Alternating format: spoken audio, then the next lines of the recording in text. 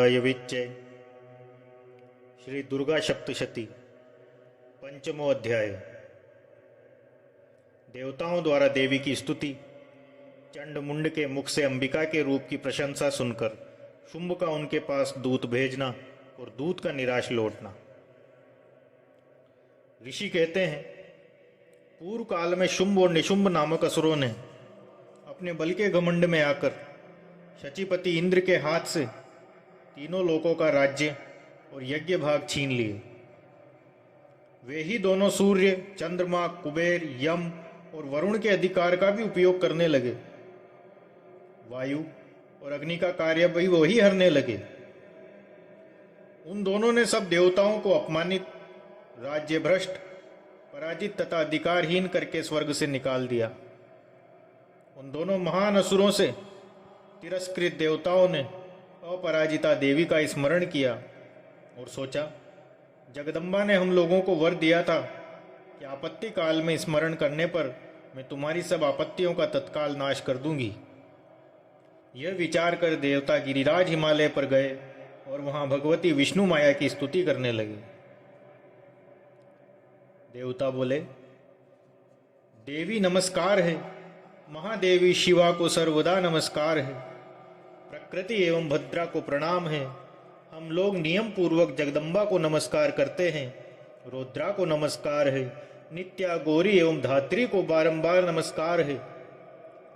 ज्योत्स्नामयी, चंद्र रूपिणी एवं सुख स्वरूपा देवी को सतत प्रणाम है। शरणागतों का कल्याण करने वाली वृद्धि एवं सिद्धि रूपा देवी को हम बारंबार नमस्कार करते हैं। नैऋत्री, राजाओं की लक्ष्मी तथा सर्वाणी, सर्वरूपा आप जगदम्बा को बार बार नमस्कार है। दुर्गा, दुर्गापरा, सारा सर्व क्या कारिणी, ख्याति, कृष्णा और धूम्रा देवी को सर्वदा नमस्कार है। जो देवी सब प्राणियों में वृत्ति रूप से स्थित है, उनको नमस्कार, उनको बारंबार नमस्कार है। जो देवी सब प्राणियों में स्मृति रूप से स्थित है, उनको नमस्कार है, उनको बारंबार नमस्कार है। जो देवी सब प्राणियों में दया रूप से स्थित है, उनको नमस्कार है। जो देवी चैतन्य रूप से इस संपूर्ण जगत को व्याप्त करके स्थित है, उनको बारंबार नमस्कार है। उद्दंड दैत्यों से सताए हुए हम सभी देवता जिन परमेश्वरी को इस समय नमस्कार करते हैं तथा जो भक्ति से विनम्र पुरुषों द्वारा स्मरण की जाने पर तत्काल ही संपूर्ण विपत्तियों का नाश कर देती हैं, वे जगदम्बा हमारा संकट दूर करे। ऋषि कहते हैं, राजन, इस प्रकार जब देवता स्तुति कर रहे थे, उस समय पार्वती देवी गंगा जी के जल में स्नान करने के लिए वहां आई। उन सुंदर भुवों वाली भगवती ने देवताओं से पूछा, आप लोग यहाँ किसकी स्तुति करते हैं? तब उन्हीं के शरीर कोश से प्रकट हुई शिवा देवी बोली, शुंभ दैत्य से तिरस्कृत और युद्ध में निशुंभ से पराजित हो यहाँ एकत्रित हुए ये समस्त देवता ये मेरी ही स्तुति कर रहे हैं। पार्वती जी के शरीर कोश से अंबिका का प्रादुर्भाव हुआ था, इसलिए वे समस्त को लोकों में कौशिकी कही जाती है। कौशिकी के प्रकट होने के बाद पार्वती देवी का शरीर काले रंग का हो गया, अतः वे हिमालय पर रहने वाली कालिका देवी नाम से विख्यात हुई। तदंतर शुंभ निशुंभ के भृत्य चंड मुंड वहां आए और उन्होंने परम मनोहर रूप धारण करने वाली अंबिका देवी को देखा। फिर वे शुंभ के पास जाकर बोले, महाराज, एक अत्यंत मनोहर स्त्री है जो अपनी दिव्य कांति से हिमालय को प्रकाशित कर रही है। वैसा उत्तम रूप कहीं किसी ने भी नहीं देखा होगा। असुरेश्वर, पता लगाइए वह देवी कौन है और उसे ले लीजिए। स्त्रियों में तो वह रत्न है, उसका प्रत्येक अंग बहुत ही सुंदर है तथा वह अपने श्री अंगों की प्रभा से संपूर्ण दिशाओं में प्रकाश फैला रही है। प्रभु, तीनों लोकों में मणि, हाथी और घोड़े आदि जितने भी रत्न हैं, वे सब इस समय आपके घर में शोभा पाते हैं। हंसों से जुता हुआ ये विमान भी आपके आंगन में शोभा पाता है। हाथियों में रत्नभूत ऐरावत, ये पारिजात का वृक्ष और ये उच्चैश्रवा घोड़ा ये सब आपने इंद्र से ले लिया है। ये महापद्म नामक निधि आपके ने कुबेर से छीन ली है। समुद्र ने भी आपको किरंजनी नाम की माला भेंट की है। सुवर्ण की वर्षा करने वाला वरुण का छत्र भी आपके घर में शोभा पाता है, तथा ये श्रेष्ठ रथ जो पहले प्रजापति के अधिकार में था अब आपके पास मौजूद है। दैत्यराज, इस प्रकार सभी रत्न आपके एकत्र करे हुए हैं, फिर जो ये स्त्रियों में रत्न रूपी कल्याणमयी देवी है, इसे आप क्यों नहीं अपने अधिकार में लेते हैं? ऋषि कहते हैं, चंडमुंड का यह वचन सुनकर शुंभ ने महादैत्य सुग्रीव को दूत बनाकर देवी के पास भेजा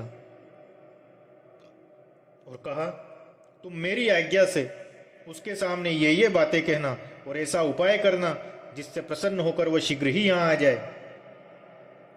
वह दूत पर्वत के अत्यंत रमणीय प्रदेश में जहां देवी मौजूद थी गया और मधुर वाणी में कोमल वचन बोला।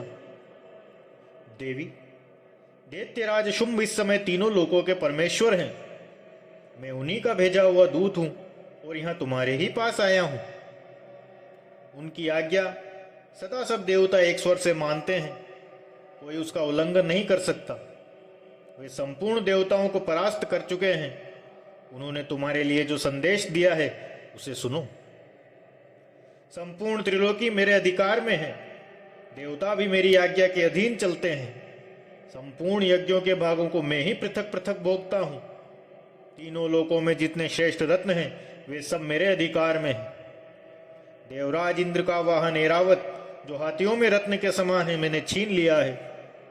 क्षीर सागर का मंथन करने से जो अशुरत्न उच्चेश्रवा प्रकट हुआ था उसे देवताओं ने मेरे पैरों में पकड़कर समर्पित किया है। सुंदरी, उनके सिवा और भी जितने रत्नभूत पदार्थ देवताओं, गंधर्वों और नागों के पास थे वे सब मेरे ही पास हैं। मेरा वर्ण करने से तुम्हें तुलना रहित महान ऐश्वर्य की प्राप्ति होगी। अपनी बुद्धि से यह विचार कर तुम मेरी पत्नी बन जाओ। ऋषि कहते हैं, दूत के यूं कहने पर कल्याणमयी भगवती दुर्गा देवी जो इस जगत को धारण करती है मन ही मन गंभीर भाव से मुस्काई और इस प्रकार बोली, दूत, तुमने सत्य ही कहा है, इसमें तनिक भी मिथ्या नहीं है। शुंभ तीनों लोकों का स्वामी है और निशुंभ भी उसी के समान पराक्रमी है, किंतु इस विषय में मैंने जो प्रतिज्ञा कर ली है उसे मिथ्या कैसे करूं?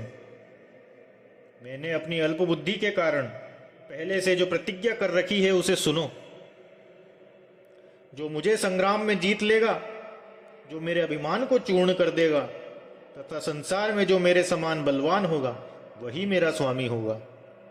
इसलिए शुंभ अथवा महादैत्य निशुंभ स्वयं ही यहां पधारे और मुझे जीत कर शीघ्र ही मेरा पाणी ग्रहण कर ले। इसमें विलंब की क्या आवश्यकता है? दूत बोला, देवी, तुम घमंड में भरी हो, मेरे सामने ऐसी बातें न करो। तीनों लोकों में कौन ऐसा पुरुष है जो शुंभ निशुंभ के सामने खड़ा हो सके? देवी, अन्य दैत्यों के सामने भी सारे देवता युद्ध में नहीं ठहर सकते, फिर तुम अकेली स्त्री होकर कैसे ठहर सकती हो? जिन शुंभ आदि दैत्यों के सामने इंद्र आदि सब देवता भी युद्ध में खड़े नहीं हुए, उनके सामने तुम स्त्री होकर कैसे जाओगी? इसलिए तुम मेरे ही कहने से शुंभ निशुंभ के पास चली जाओ। ऐसा करने से तुम्हारे गौरव की रक्षा होगी, अन्यथा जब वे केश पकड़कर घसीटेंगे तब तुम्हें अपनी प्रतिष्ठा खोकर जाना पड़ेगा। देवी ने कहा, तुम्हारा कहना ठीक है, शुंभ बलवान है और निशुंभ भी बड़ा पराक्रमी है, किंतु क्या करूं, मैंने पहले बिना सोचे समझे प्रतिज्ञा कर ली है। अतः अब तुम जाओ।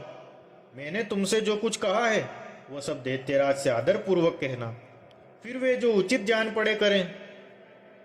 इस प्रकार श्री मार्कंडेय पुराण में सावर्णिक मनवंतर की कथा के अंतर्गत देवी महात्म्य में देवी दूत संवाद नामक 5वां अध्याय पूरा हुआ।